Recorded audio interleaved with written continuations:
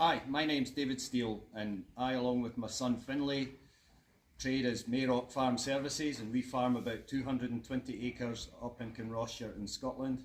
It's predominantly a livestock-based operation which revolves around these girls here, about 50 suckler cows. We buy in store cattle and finish store lambs. So why did we decide to enter yen? I've worked as an agronomist for over 20 years, so decided to better practice what I've been preaching.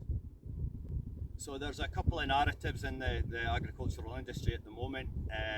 One being that we've got to cut costs per hectare to produce a profitable crop, and also the regenerative farming and direct drilling, which is the message getting pushed a bit by industry leaders at the moment.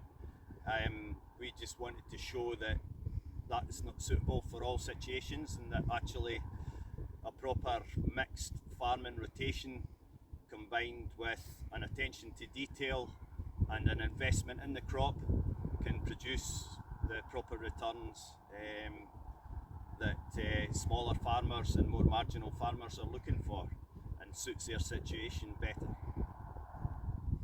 The 220 acres that we farm is wholly rented, either on seasonal lets or short-term lets, and it's mostly down to grassland, be it silage or like this red clover silage and lay, or permanent pasture or rough grazing, which is just below the fence line of the field that we entered in the yen competition here.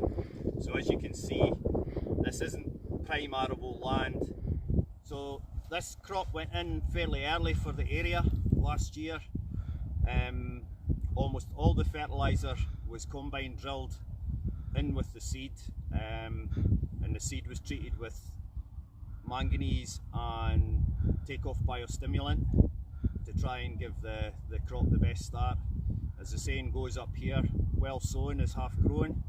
So we aimed for an attention to detail to start with, and properly feeding the plant and keeping it going.